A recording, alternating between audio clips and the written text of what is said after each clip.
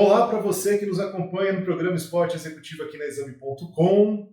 Senhoras e senhores, abemos Eric. Eu vou começar de um jeito diferente o programa de hoje, porque ele não vai gostar muito, vai falar que é baboseira, que é bobagem, mas embora isso vá denunciar a idade dele, Eric Beth me inspirou muito a seguir a carreira que eu sigo, então é com muito prazer, muita felicidade que recebo o Eric Beth. Seja muito bem-vindo ao Esporte Executivo, Eric. Olá, Vini, tudo bem? É um prazer falar contigo e sempre falo para você isso pessoalmente. Não precisa tanto assim, Vini. Você que trilhou teu caminho, você que construiu tua história aí, que está sendo fantástica como sempre. Muito obrigado, Eric. Pessoal, nós temos aqui o Eric Beth, que ele é CEO da Máquina do Esporte, consultor em marketing esportivo, e vai ter agora na próxima semana um evento bacana, o Máquina Talks. Me fala um pouco, conta pra gente, Eric.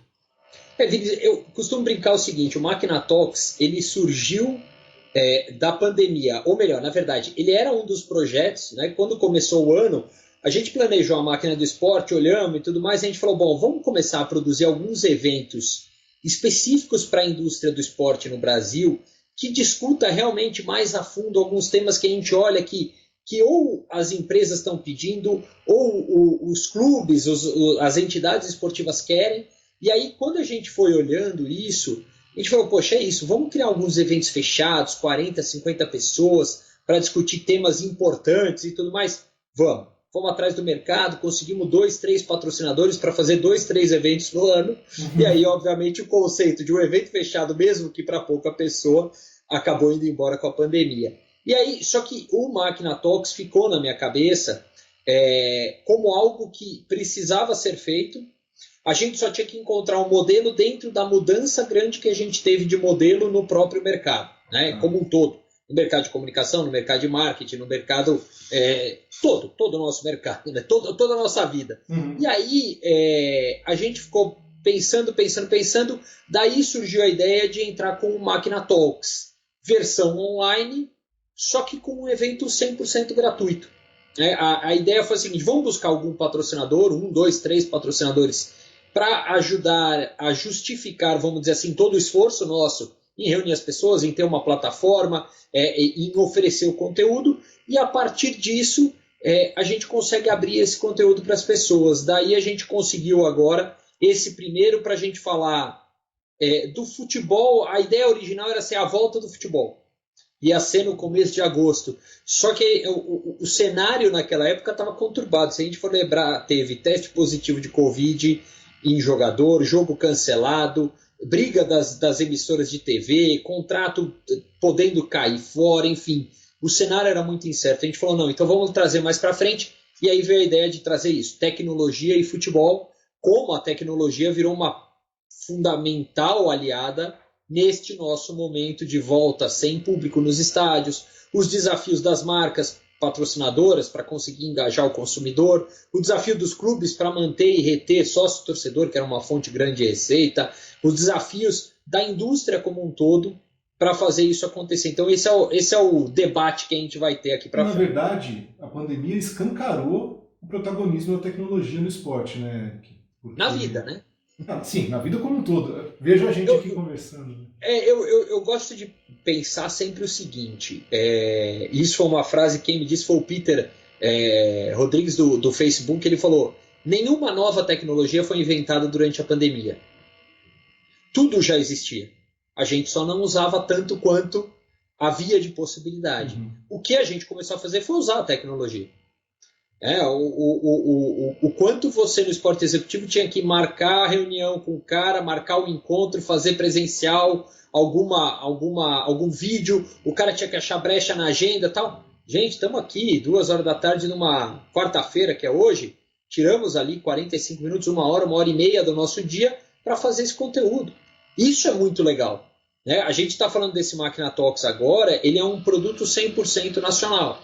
Mas só o anúncio de que iríamos fazer já chamou a atenção de outras empresas, outros sites correlatos ali de marketing esportivo e tudo mais.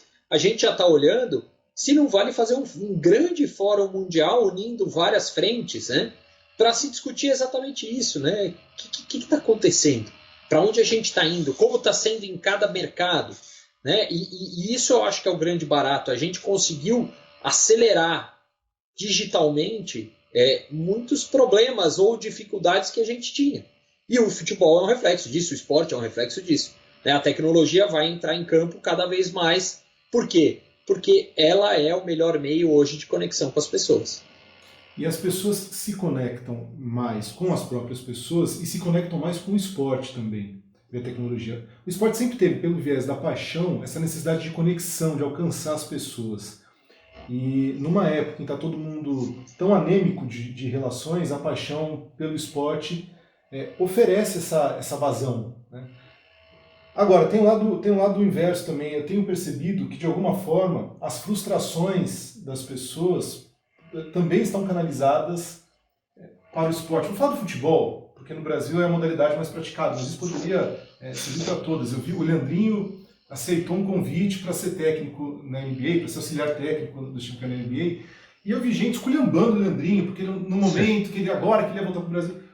A gente também vive uma época de cancelamento, e isso está muito forte também para o esporte, gente buscando no aeroporto, não que não acontecesse antes, mas essas frustrações estão chegando mais forte ao esporte também. Eu acho que como um todo, né? Outro dia não sei onde eu li um estudo dizendo isso, né? Que as redes sociais estão criando um clima de guerra civil muito grande entre as pessoas, né? Se antes o cancelamento era virtual apenas, infelizmente a gente está vendo cada vez mais ele ir para o mundo real, né? E isso talvez o esporte, falando especificamente do futebol no Brasil, antes fosse o lugar onde isso era mais evidente, né? Uhum. Em que você pensar diferente do outro era um motivo para você ir lá e bater na outra pessoa, matar a outra pessoa. E infelizmente a gente também transportou isso para outros setores da sociedade, em que a paixão ela é tão irracional, tão exacerbada, que a gente fica numa situação delicada, se a gente pode dizer assim, né? De olhar e falar, peraí, mas como vai ser esse futuro? De que forma as pessoas vão se relacionar? Eu acho que a pandemia ela ajuda demais a gente parar e refletir, né, para tudo. Eu sempre costumo dizer o seguinte, a próxima evolução que vem daqui para frente ela é a moral, né? Nossa evolução moral, de entendimento de que existe muita diferença entre as pessoas, de que esse abismo reflete em diferenças na sociedade. Eu acho que a gente está vivendo o primeiro momento de choque demais das realidades. Como todo mundo digitalizou e verbalizou nas redes, né, você acaba tendo esse campo vindo desta forma. Né? Eu acho que a gente exacerbou as nossas paixões e convicções a partir das redes sociais. O maior medo que eu vejo de tudo isso é que a maioria das pessoas só começa a ver e a aceitar aquilo que lhe é confortável. Então é a cultura de bloquear pessoas que pensam diferente, com as quais você não concorda com a opinião, ou que porventura tenha ofendido você ou não agido legal com você. Isso a gente via muito no esporte acontecer. E agora eu acho que tem um outro problema maior, que é a questão da violência no futebol. Ela talvez antes acontecesse porque existia o jogo em si. Uhum. Aquilo inflamava, você está ali no estádio, você se deixa levar pela comoção e daí vai. E agora é pior, porque, gente, que absurdo é você sair da sua casa para ir protestar contra jogadores que chegam no aeroporto porque seu time perdeu. É um absurdo, sempre foi um absurdo, mas assim, no atual momento é ainda mais ilógico, porque assim, bem ou mal, distanciou-se um pouco a relação do torcedor com o campo de jogo. Ela tem um anteparo que é a tela da televisão ou a tela do telefone, né? E até foi muito engraçado. O presidente da Gaviões... Desculpa cortar rapidinho. Vai. No caso do Figueirense, que você Figueirense, então. vai num campo de futebol, você até retoma esse contato com o futebol, mas num tom de ameaça, é surreal, né? Assim, sinceramente, assim, para que você está chegando nesse estágio? Né? Aí, ao mesmo tempo, o que acontece? A gente vê, por exemplo, em outros países, e principalmente nos Estados Unidos, né, onde entende-se que a relação do torcedor com o esporte ela é passional, mas ela tem que ser uma relação, ao mesmo tempo, de consumo, de comércio. Porque isso reduz um pouco a própria violência em si. Né? Então a gente vê, por exemplo, o que os Estados Unidos têm feito, que a NBA tem feito, que é fantástico, é formidável, em apoiar a causa negra, em tentar diminuir e ser uma voz às pessoas, às minorias, contra tudo e contra todos, porque a gente sabe que os Estados Unidos têm ebulição em relação a esse tema, mas as ligas esportivas entenderam que elas podem ser uma voz importante para conscientizar as pessoas. Né? Esse sim é o papel do esporte, e não o papel inverso, né? De gerar ainda mais revolta e gerar ainda mais conflito. Então a gente vê do esporte esse ponto. Eu vejo o esporte muito, aqui no Brasil, né, muito arraigado em conceitos que vão essencialmente à arena de jogo, né? Pode ser o campo, pode ser a quadra, pode ser o que você queira pôr. E o pessoal esquece que o grande negócio desse produto é um bom espetáculo para atender o fã. E é isso que a gente não consegue dar. A gente não tem se preocupado em criar um bom espetáculo para atender ao fã. Quando a gente conseguir fazer essa mudança de chave, aí sim, a gente começa a mudar o próprio perfil de descarrego de frustração que existe no esporte. E você é um cara que obviamente estuda, está envolvido nesse mercado há muito tempo. Quando você chegou no marketing esportivo brasileiro, era tudo mato, Eric? Não, teve gente que chegou antes, você está me chamando de velho. Mas aí quando tem movimentos como esse no Brasil, que você entende que atrasam o processo de profissionalização de alguma forma, porque, veja bem, a profissional do Figueirense depois falou assim, olha, eu estou vindo trabalhar, né? Eu só vinha trabalhar, eu sei que eu trabalho com paixão, mas eu só vinha trabalhar. E aí, aquela máxima de que é fundamental para que um segmento, seja ele qual for, seja composto por profissionais de verdade, e você começa a afastar profissionais, ou eventualmente afastar profissionais do segmento ao invés de atrair. A gente precisa atrair profissionais parrudos, competentes de outras áreas para o esporte, e também formar, mas atrair. Na verdade, a gente acaba expulsando, repelindo. Eu vejo muito o cenário do esporte, principalmente do futebol no Brasil, muito similar ao da política. Né? Existe um grupo dominante que, para ele, uma ruptura muito grande do modelo significaria a expulsão deste modelo, né? A expulsão dele deste modelo. Então isso é complicado. É complicado. Então, se você consegue profissionalizar ao extremo, quem está no comando do esporte no Brasil hoje vai ser naturalmente repelido dele. Ou, se não for repelido, vai ter um status meramente representativo. É uma situação em que a cultura que existe hoje, eu sempre falo, a mediocridade ajuda muita gente. Não estou dizendo que todos que estão sejam ruins ou não tenham competência, de longe disso, pelo contrário, tem muita gente que consegue realizar coisas muito legais com mais adversidades do que em qualquer outro ambiente de profissional esportivo. Né? Só que a gente vive num constante estágio de semi-profissionalização. Então você traz pessoas que são boas, mas essas pessoas acabam sendo um pouco repelidas. Né? Se a gente for olhar hoje, o futebol especificamente, ele dentro das 4 linhas e ao redor dessas 4 linhas, na área técnica, ele está muito mais profissionalizado. A parte de medicina, a parte de fisiologia, a parte de recuperação de atletas, isso, talvez alguns dos melhores profissionais de medicina estejam lá, de ortopedia ou de outras áreas, né? Mas eles estão lá e trabalham lá dentro, algo que há 20 anos não existia. E até o contrário, né? Ele atende o esporte quando volta para atender a população. Opa, passou pelo esporte, sim, ortopedia deve ser maravilhoso. Né? Exatamente. Então, você tem isso. Não vai acontecer isso em outras áreas, ou melhor, acontece de uma maneira ainda muito incipiente em outras áreas. Por quê? Aí entram vários aspectos políticos, entram aspectos de feudos que existem dentro das entidades esportivas. Quando a gente fala em feudos, são realmente assim, algumas áreas são de determinadas pessoas. Por quê? Porque é a conjunção política que faz acontecer com que aquilo seja daquela forma. Não é dizer que existe desvio de dinheiro, nada disso. É meramente uma situação. E é uma situação que, por exemplo, o futebol europeu conseguiu há cerca de 10 anos abolir.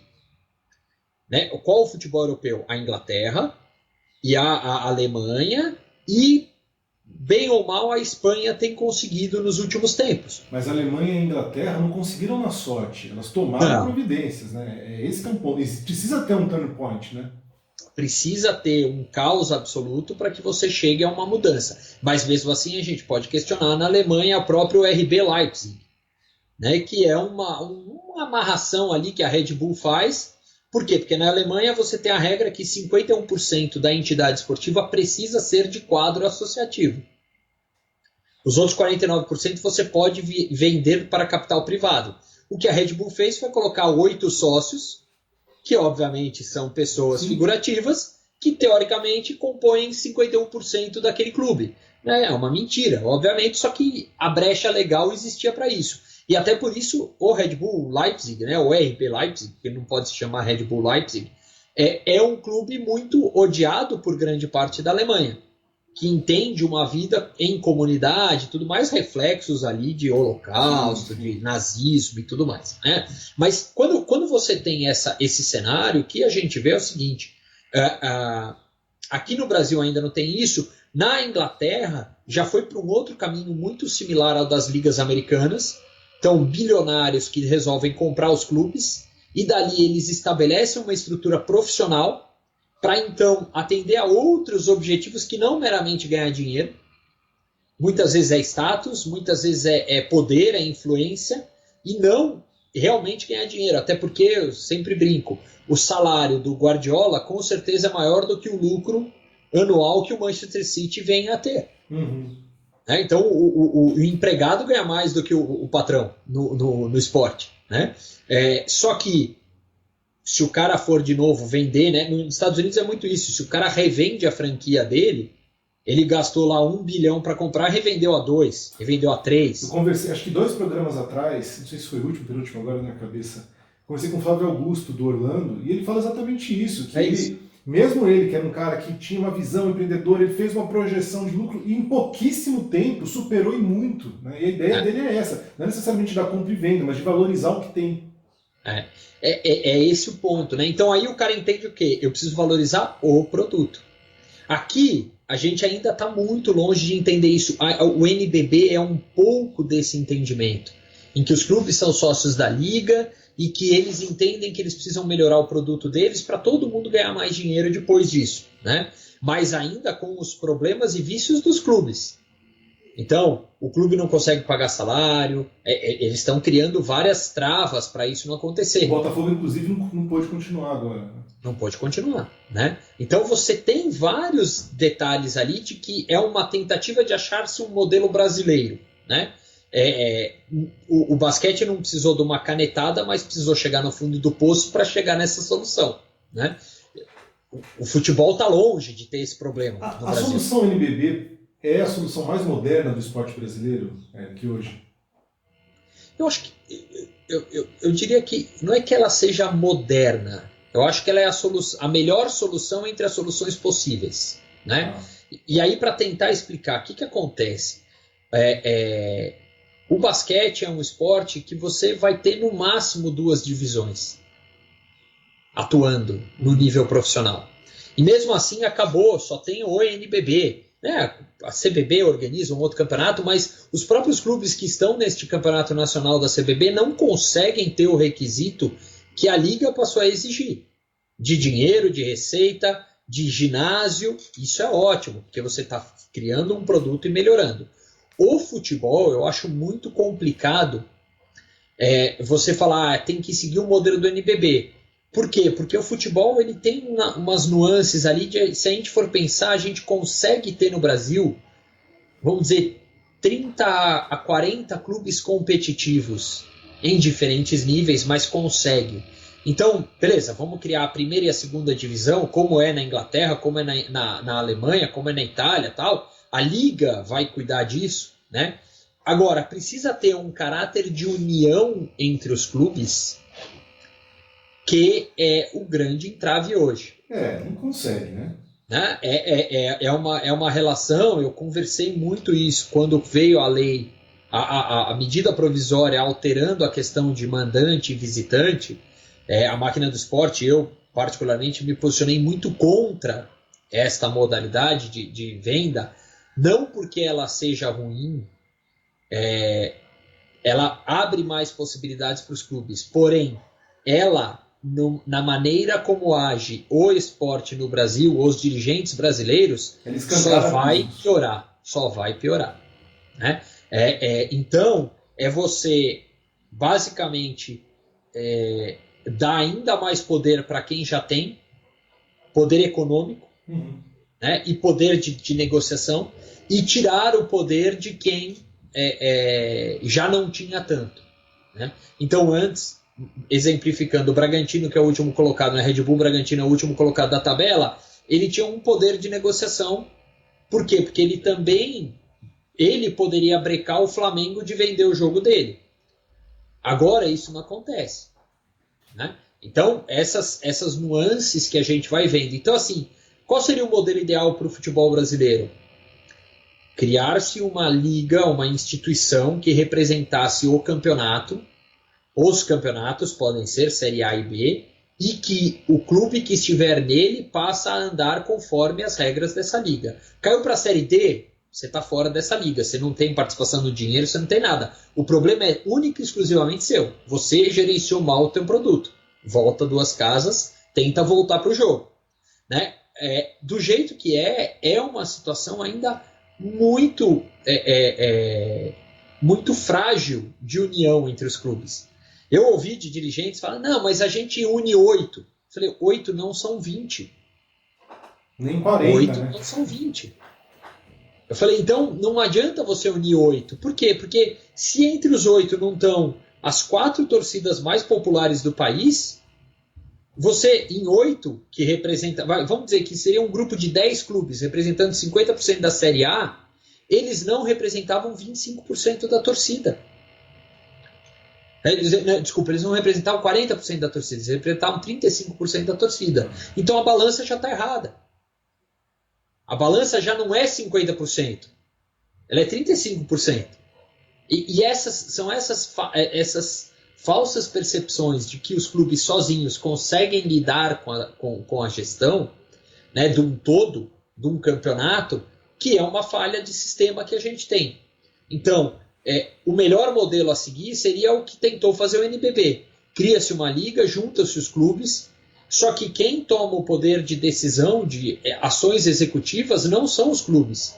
Então, os clubes da liga de basquete, eles discutem várias coisas, eles aprovam ou não aprovam várias coisas, mas tem um executivo que senta para conversar com a mídia e discute qual é o melhor pacote de transmissão. Você, com a máquina, você conversa, você está muito bem posicionado para conversar com diversas partes interessadas, ou os stakeholders, enfim, do esporte. Quando você fala que essa balança está desequilibrada, você tem contato com os executivos das marcas, com os executivos dos clubes, das confederações, com patrocinadores, enfim. O quanto que essa balança desequilibrada que acontece, por exemplo, na gestão do esporte, existe no olhar para o marketing dentro do esporte? Porque eu ouvi durante muito tempo, vou continuar aqui, eu ouvi durante muito tempo que as empresas esperavam que o esporte estivesse mais profissional para que pudessem confiar no esporte brasileiro como plataforma de ativação dos seus patrocínios, das suas estratégias. Começa a ouvir de um tempo para cá o inverso. Os clubes falam o seguinte, ótimo, a gente começa a se organizar por aqui, mas a gente também chega nas marcas, e as marcas não estão tão bem organizadas assim. O quanto que esse desequilíbrio que você fala de balança existe esportivamente, no âmbito administrativo, em relação aos atores do marketing esportivo, nós estamos vendo uma grande balança desequilibrada do esporte nisso? Eu acho que a falta de entendimento do potencial do esporte como negócio é um problema de educação. De quem está no esporte, de quem está na empresa, de quem está na mídia, de todo mundo. Né? O quanto a gente aprende sobre esporte na escola? A gente volta lá para trás. A praticar, a entender regra de jogo, ok, isso é uma parte importante. Aí, o que acontece? Quando você vivencia uma experiência de uma competição esportiva, por menor que ela seja, você entende o que ela representa para as pessoas. Eu lembro uma vez minha irmã, que não gosta de esporte, só passou a praticar por uma questão de saúde, a corrida e nada além disso, super individual e tal. Ela foi ver um jogo com o marido dela da NBA. O marido também não é aquele cara fã de esporte. Mas eles estavam em Miami, tinha jogo. Vamos ver o jogo? Vamos. Ela voltou, virou para mim e falou: agora eu entendi tudo o que você dizia. Entendi que é tratar o torcedor como consumidor. Eu entendi porque ela falou, durante o jogo, eu saí do meu lugar e fui na lojinha, falei, vou agora que não vai ter ninguém. Ela foi na lojinha lá do Miami Heat, tava lotado de gente consumindo, e ela falou, e melhor que isso, as pessoas estavam consumindo olhando o jogo na TV, dentro do ginásio. Ela falou, uma coisa de louco, porque eles te incentivam o tempo inteiro a estar vivenciando de várias formas o jogo. Né? Agora, isso tem uma cultura muito grande por trás de valorização do esporte. O cara que é o torcedor sabe que aquilo ali é uma grande diversão.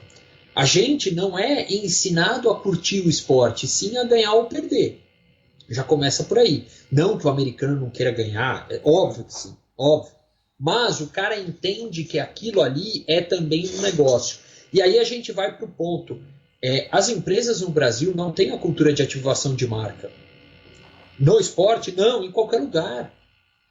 Elas estão começando a fazer isso no entretenimento, no show, na música, e teve que parar tudo por causa da pandemia. Mas ela estava começando a fazer isso. A gente estava vendo o Rock in Rio cada vez mais um espetáculo de marcas. O que a Doritos fez, o que a Heineken fez, né, o que as marcas têm feito no Rock in Rio, é um exemplo de que sim, o Itaú, né, as marcas querem fazer isso. Agora, quando você entra para a conta do esporte, ele tem dois fatores para mim muito claros. Né?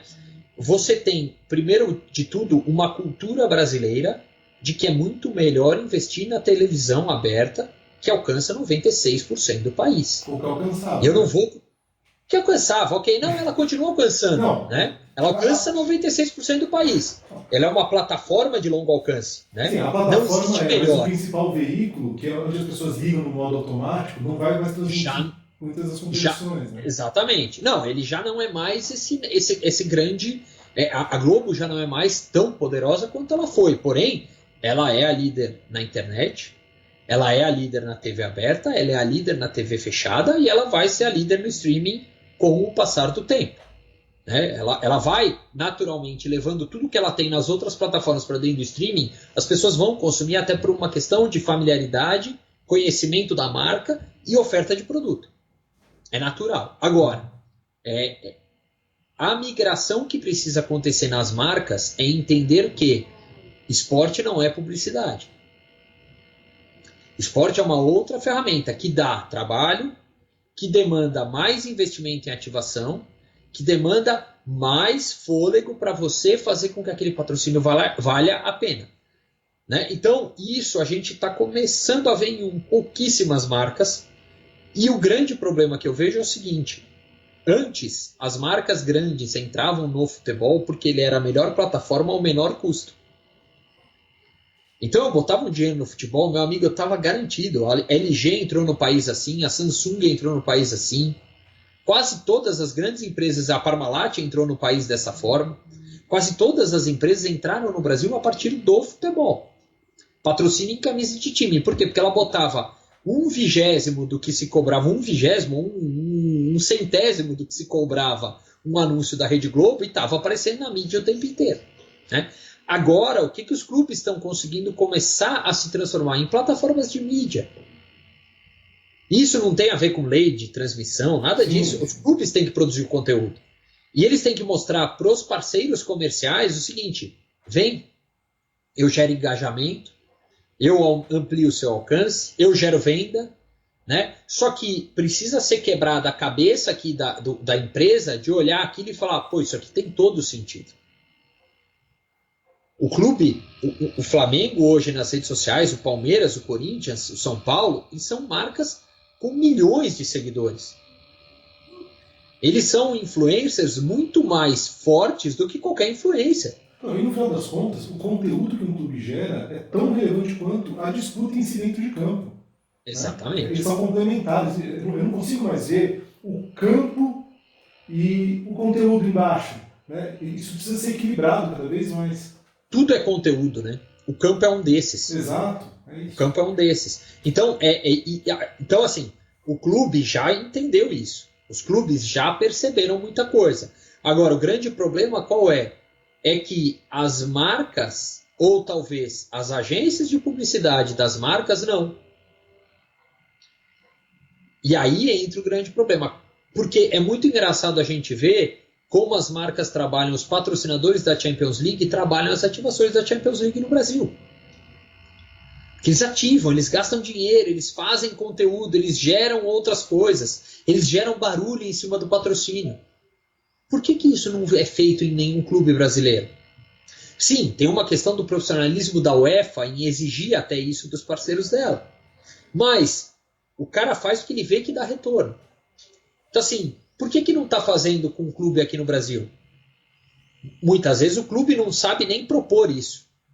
E uma coisa que eu geralmente falo, quando eu dou uma outra consultoria para clube ou a própria empresa, eu falo assim, coloca alguém que entenda disso para produzir. Os clubes, eu já tenho falado cada vez mais, clubes e entidades já montam o pacote com todas as ativações programadas. Por quê? Porque na Europa o cara não precisa fazer isso. A agência ou a empresa já vão pensar nisso. Aqui não, a gente não tem essa cultura. A cultura geralmente é entrega para agência de publicidade, entrega para agência de PR, entrega para agência de digital.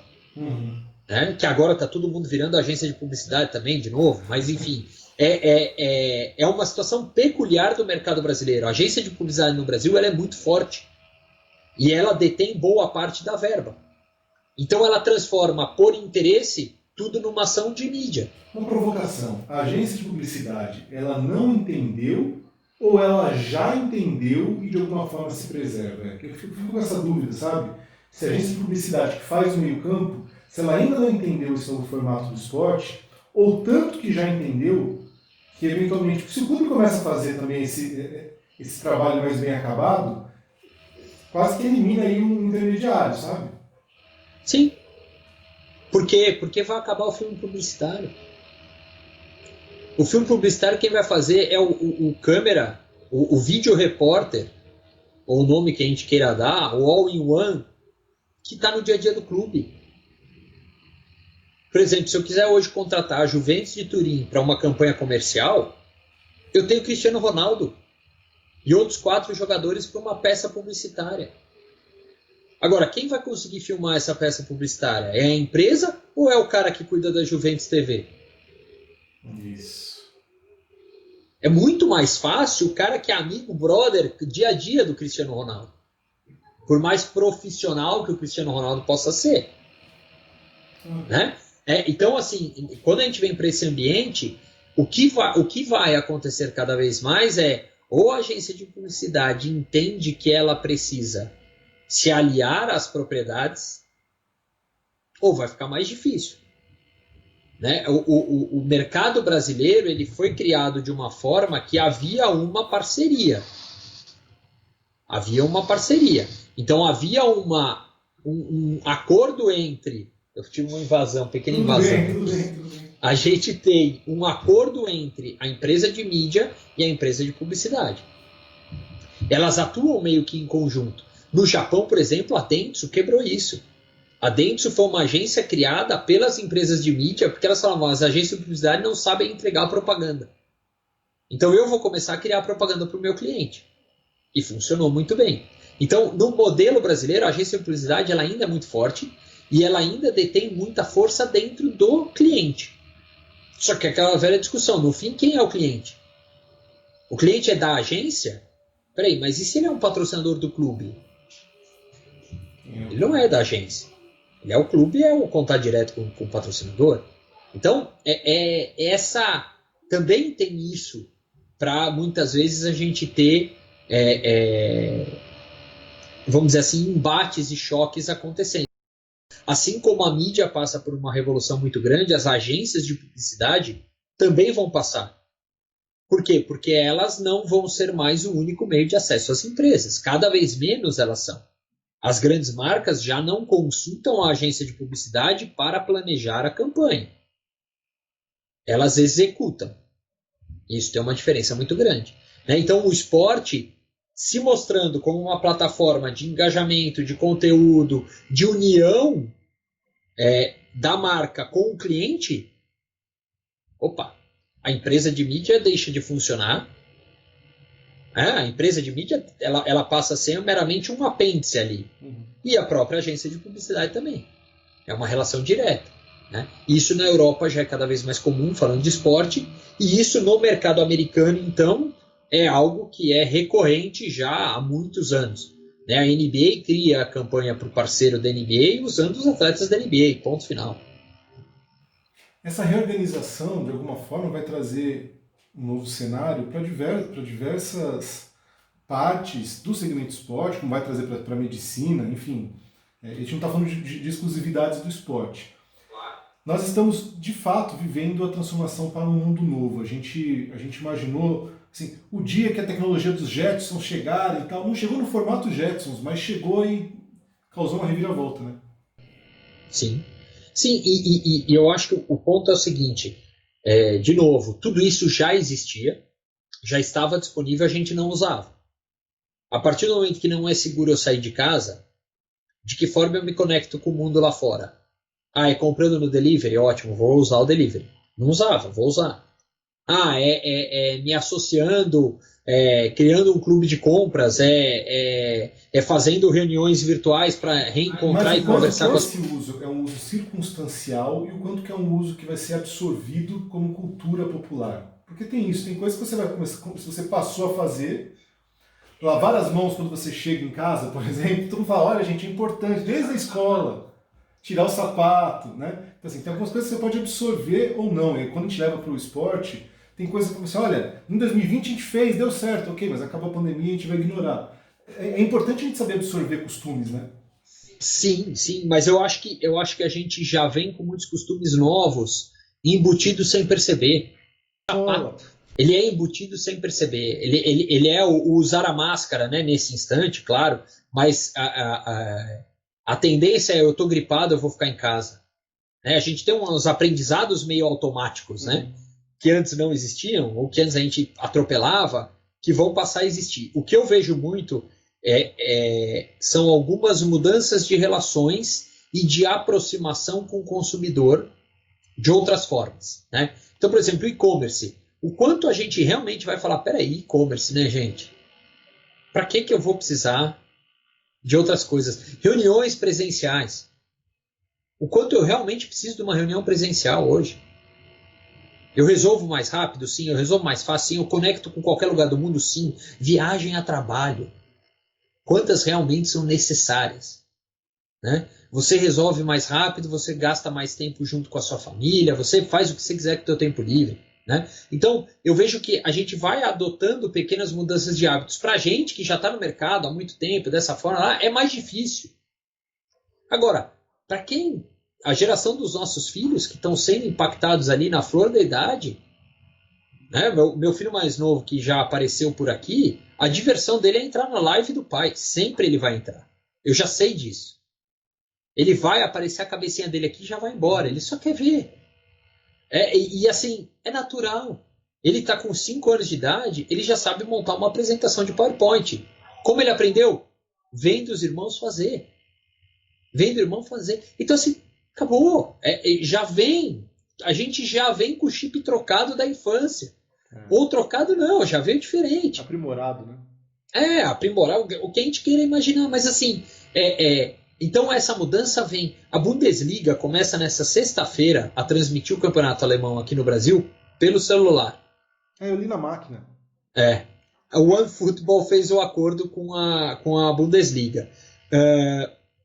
Eu conversei com pessoas do mercado quando eu soube dessa história e tal, e a frase que eu ouvi foi a seguinte: eles não estão querendo eles querem perder a audiência no Brasil. Eu acho que é isso que eles querem, porque não é possível e tal.